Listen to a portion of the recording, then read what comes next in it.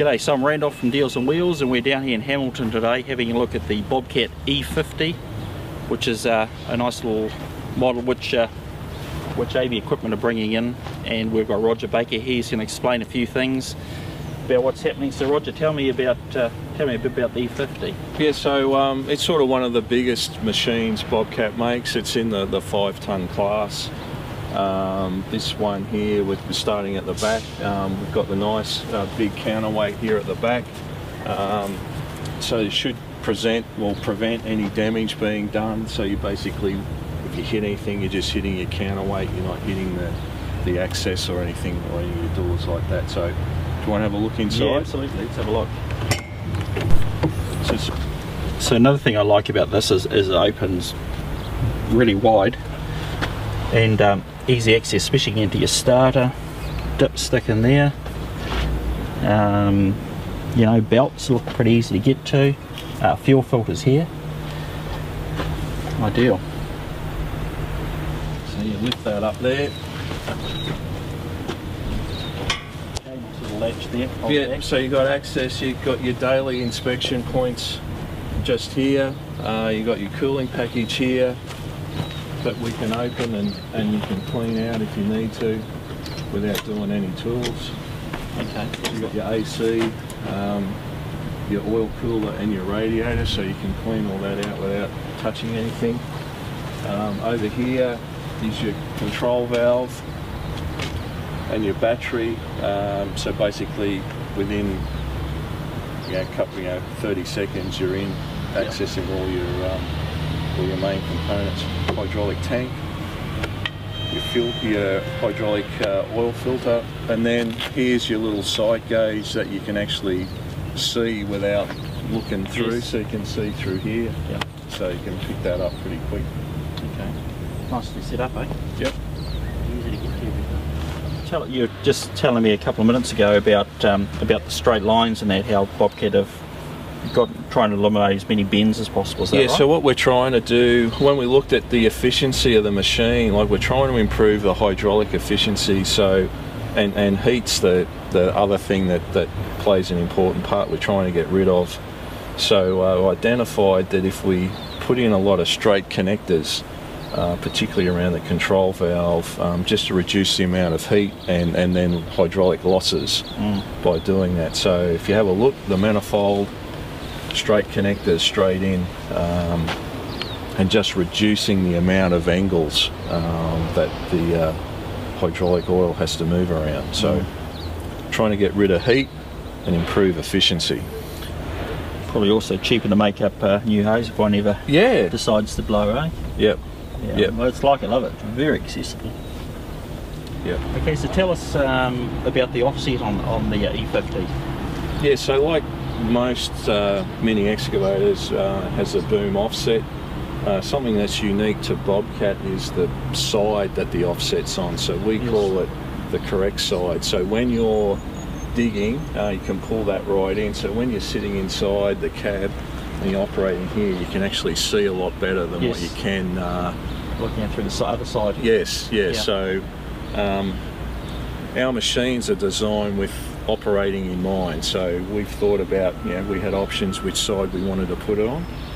We've put it on the left side. Okay. It also keeps the ram out. Yeah. Right, so when you're operating up against a wall or whatever, if you look over here, it's nice and clean. Yep. It'll actually sit inside the track, so you actually won't run any risk of damaging building or your machine while you're operating. So that's something pretty neat. Yeah. No, that's good. That was very simple, eh? But but it kind of makes complete sense when you look at it. Yep. Okay, so just moving around to the front here, just tell us a bit about the arm and what kind of advantages we've got in here. Yeah, so from what we've had in the past, we redesigned the work group. So what we moved to is what we call a 4-plate design. So you can see there's 4 plates of steel. Yep. In the past, we used to use C-sections and welded them together.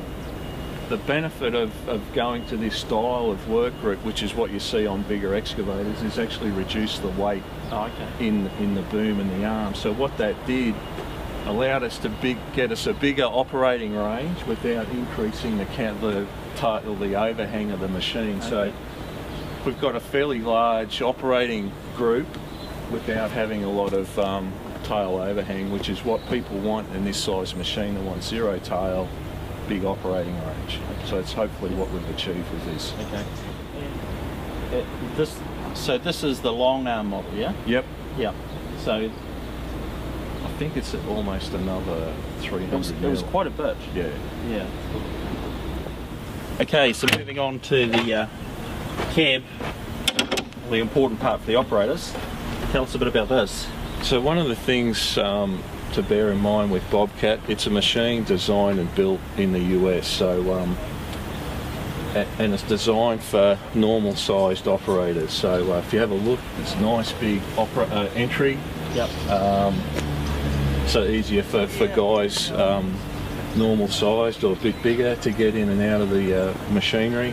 One of the easiest ways is just to jump straight in, and the other thing is we've managed to get the door to stay inside the track front or inside the counterweight there, so there's no risk that you'll ever smash the door or anything like that. Some of our competitors still have to have another hinge or something like that to achieve that, but we've managed to do that with our design. Tell us a bit about the controls in the E50.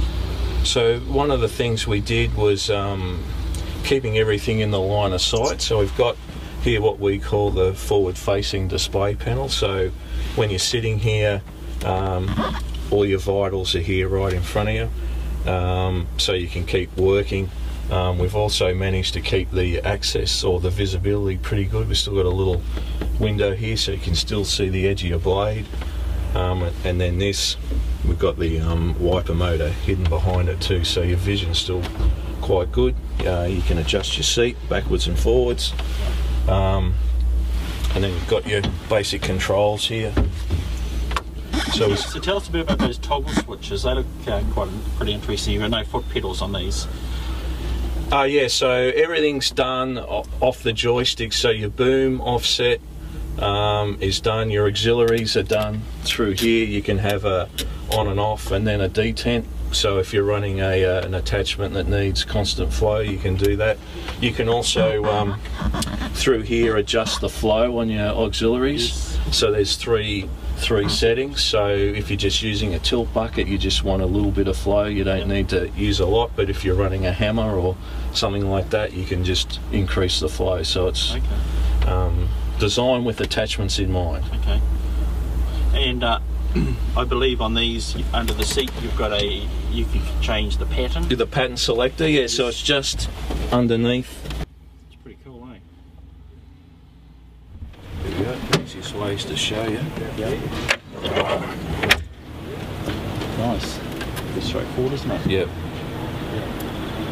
So we've worked hard to make that reliable and not so shaky. Looks pretty simple too. Nice and nice. Okay. Plus we've managed to get rid of the bar across here too. Yes. So your vision's pretty good. Yeah. I'm ready. Okay, so one thing I noticed when I was doing a little bit of research on these was that when you're fueling it up, there's a warning sound that comes up, is it? Yeah, so basically what it does is it tells you how full the tank's getting so you don't overfill. So there's a little audible alarm and lets you know how full the tank is. So right. Just a nice little feature. Yeah, totally. And also the undercarriage here, we've got some good tie down hooks and that, and it looks pretty easy to clean out through there, eh? Yeah, so one of the things we did, we wanted 4 tie down points. So you got here on the undercarriage and there on the blade, same on the other side. We did do a lot of work on the undercarriage too. If you have a look under the back here, and the idea being to give everything on an angle so that if there's anything built up, it just slides off.